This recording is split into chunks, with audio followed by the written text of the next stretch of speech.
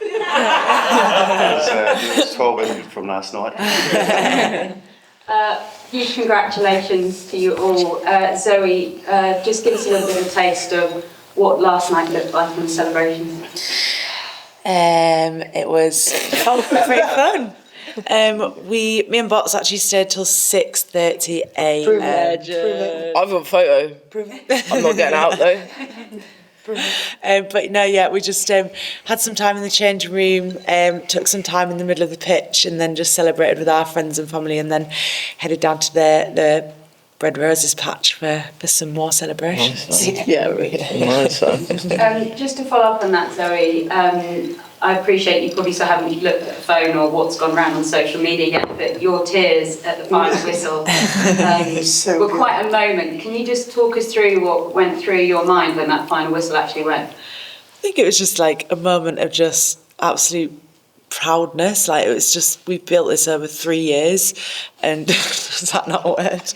Yeah, can be. And yeah, we built this over 3 years, and it was just so special to just kind of take in that moment and enjoy the 82,000 people that were there and with this special group on the pitch. And yeah, it was just a moment where we've bloody done it. I'll let someone else jump in after this, but Hannah, how are your knees after this? So it was actually a lot more slippery than people might have thought. It was no problems at all. In fact, I actually think it helped one of my knees. So yeah, they're actually real good. Bots has been on a knee side ban since the first video. Yeah, I have. Physios have been on it. Anytime it's like raining outside, there are no bots. So it was good for you to be let loose last night. Yeah, it was actually, and they wouldn't have stopped me even if they wanted to. So Thank you, well done. Can I ask what all of your thoughts on Twickenham yesterday? Because I know we all enjoyed the experience, but how was it to be for you guys?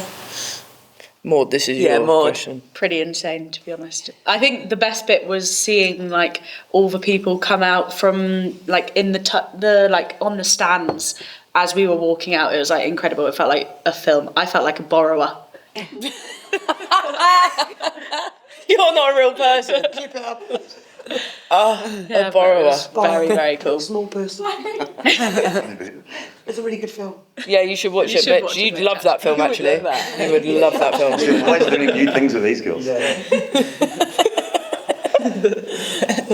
the music, the pink and yellow smoke, I mean the whole atmosphere, the cowgirl hats everywhere.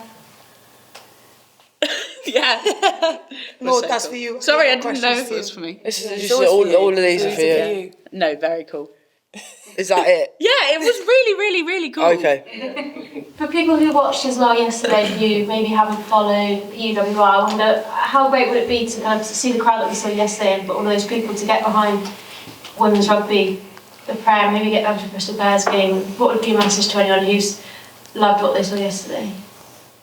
I think like anyone that came yesterday is going to come back. Everyone there, like the energy, everyone that was spoken to, whether you're a diehard Red Roses fan or it was your first occasion, like it was unbelievable. And I think like you talk about moments and trying to encapsulate a moment, like that is one that we will genuinely never ever forget. Getting off the bus, like what it was like, it was unbelievable. And like, let's see that again. Let's have that again. Let's have that in the Six Nations against Ireland. Let's, even like any game that's been at Twickenham, I genuinely think that atmosphere was just unmatched. And yeah, bring it on. Let's see more of that. Maud, that's how you're supposed to answer, mate. Yeah. Really, really good. But it was, Not media trained. Can I just ask you as well about Hallie, because we've talked a lot about your journey over the last couple of years and taking maternity leave and coming back so soon, but to have her on the pitch with you at full-time while you win a World Cup, that must have been an incredible moment for you. Yeah, I think for all of us to have our friends and family there was unbelievable. Obviously to like have my daughter there, and I think like when you speak about what you'll remember from these games as well, for me it's like when we walk around at the end, the amount of like parents with their daughters on shoulders like watching, and they might be no relation to us, but like for me those moments like they mean so much because it's bigger than just us and our game and our World Cup final that we'll remember forever. Like it's bigger than that, and I think we can see that. And we always said we want to win a home World Cup, but I think the other part was like what we could create and how we could inspire people. So like yeah, for me it's been incredibly inspirational to have my daughter there, and like she's driven me to, you know, this whole last 2 years. It's been amazing, but I think the wider picture and how everyone's daughters have driven us, and we wear the T-shirts that say for the girls, and it really is. We should have just sent Abbie. You've experienced a lot of things in rugby. Well, how does yesterday rate in your career? If he doesn't say top, I'm swelling him. It's huge. Like the girls said, like there's some parts of the day that will stick in my life forever. Like I remember when we got off the bus, we were walking to the main monuments, whatever, to entry. But I just had a quick glance to the south stand with it, and the place was just spilling with people. You know, like I've never seen that before. And I just think the national anthems, the way they were sung, and it just seemed so powerful. It just seemed so England, and which was cool. But also, be associated with these girls is that, they're driven. They've changed my life, and they've changed the way I think as well. So all those sort of things are added bonuses to a trophy's one thing, and medal's another thing. But actually, the value of the people and the quality of the people that you work with is the ultimate. You just said there that it's changed your life and changed the way you think. In what way has it changed the way you think or coach? Because there's been quite a lot of talk, more generally about male coaches in women's sport and so on and so forth. I'm just interested to know in what ways you think it's changed.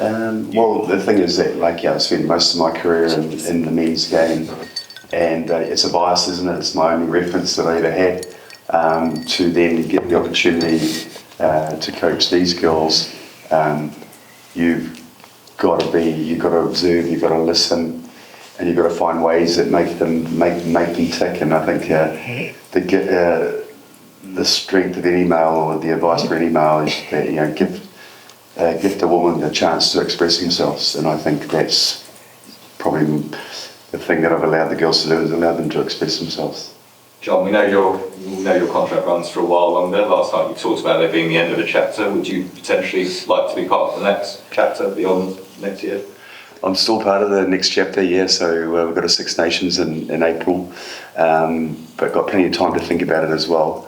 Take a little break and then do some road trips in November to make sure that we're back into heading into a new goal, and then January we'll probably do another road trip and see what everyone's why is and their goals, so that we make sure that we invest in the right people going forward.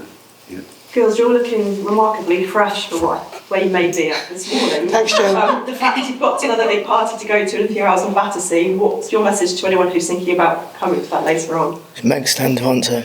I think if you want a good time and you want to see some good people having a good time, come to Battersea. That's the best place to be. Just seen on Tatiana's Instagram some, was it golden muffins or some sort of... Oh, yeah, I was eating one as I walked in. Biscuits. It's biscuits. Tom's It's a seriously good golden biscuit. ones as well. Very nice. To do what you've done off the back of the Lioness as well, this wonderful summer of women's sport, what does it mean to be a female athlete representing England at the moment? What does it say about where everything's at in this country? Maud? I think I don't need to speak. I think it's amazing. I think earlier in the summer we obviously saw the Lionesses, and that kind of gave us the inspiration to kind of do our part and want to build that momentum. And I think the whole part of our journey as well as being successful, we've wanted to inspire that next generation and create that momentum for young girls. And like Abbie said, see the young girls in the stadium being on shoulders, but also inspire them to go to their local rugby clubs, pick up a rugby ball and get into women's rugby and be the future Red Roses. And how good as well, just throughout this summer of women's sport, of just each team supporting each other, across sports, the cricket, the netball, whatever it is, the football, the rugby. Yeah, but sorry, women supporting women, love it. Women supporting women. But I think it's such a I think. Sorry. I have to put up with this on a daily basis. Sorry. This is why we room together, isn't it? Yeah. Yeah, it's amazing. You're right, Bob. No. John, final one from me. I know you're more of a worm guy rather than a knee slide kind of guy. But how did you celebrate last night? I was actually pretty quiet. I was just sipping away on my beers at the village. Julia brought a whole lot of people in from the village. Obviously, you kind of like, we had lots of little things to deal with. I just couldn't wait to see my wife. So that was cool. And then, I snuck out. I faded out about 1:30. The room looked like a bomb site this morning, but I'm sure we've got another day today, so it's all about endurance, isn't it, girls? Absolutely, John, it is.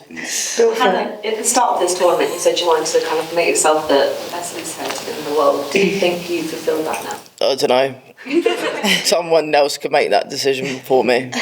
Maud, on the other kind of side of the scrum, what have you made of kind of Hannah's? She's bloody good. Very good, very good. Only 2 yesterday though, wasn't it? Yeah. Yeah, but I'm not. That was ridiculous. Sorry, I can't say that. No. I can't say that. Sorry. Was Holly nice to you when she gave you the cap? Yeah, I think that was. I think it was warranted. Yeah. Yeah. I think so too. Having watched it back, yeah. And I apologise. Fuming. Apologise. You're the captain of a World Championship English team. Only Martin Johnson's done that in this sport in England. Have you had any famous messages of note and congratulations? I've actually barely looked at my phone in the last few hours, only to play the music last night. You're seriously good at that, by the way. But yeah, no, I actually haven't had time to look at my phone yet, so I think that'll come in at a few days' time when I actually have time to look at my messages and reply to people. So is it right you haven't had a drink since Bordeaux last year? 13 months and 2 days. And she outlasted everyone as well. Yeah, and I outlasted everyone. Crazy. This is really sort of, you need a bit of time to sort of decompress, but you've achieved everything you could possibly want to this past World Cup cycle. How do you go again? If you've scaled Everest, what do you do next? I think it's about, obviously, this chapter's kind of, after we've had our celebrations or close, and then I think it's about bringing the next generation of Red Roses to light. Obviously, we'll get a new fresh look of girls coming into the squad, and I think that's what keeps us fresh, and that's what keeps us chasing. We're obviously very competitive people, and we want to be at the top of our game always. Like, we are here now, we've won the World Cup, but in a couple of weeks' time we're back in the PWR and we'll be wanting to fight for our clubs again. So it never stops in us that we want to keep pushing and doing better. And that's the same when we put on an England shirt again. We always want to keep pushing those limits, and still we have so much more to go, so many more people to inspire. So yeah, that's where it goes from here. John, could I maybe get your perspective as a coach on that, how you find sort of new ways to sort of motivate and inspire? I just think, we're probably no different to most explorers in the world. They always find another peak to climb, and I think we will. Any kind of... You just say stuff that makes me laugh so much. Last week we about culture being what won it for you, and you talked there about the qualities that you require coming to do this job. Do you think that John Mitchell, who first coached England men back in '97 and coached the All Blacks, could have achieved this? And is it testament to your own journey as a coach and as a man that you've been able to put all those qualities together here? Yeah, life's has its funny ways in it. It's never a straight line. Wherever you go, I think every experience is a learning if you're prepared to be open. Do you know what's ahead of you? You just really don't. I just think from day one, put 100% into it. His ears were able to listen, and obviously observed a lot, but ultimately I think the key thing with these girls is just live in the moment with them, because you learn a lot. To go in thinking that you're going to premeditate something is an awful mistake that you can make. I think why I enjoy my coaching is because I do plan, but every day I just wake up and have a look at the girls' eyes and they often tell me a story, whether they're on it or they need some support. So that's kind of like how I work. Thank you very much, everybody. Thank you.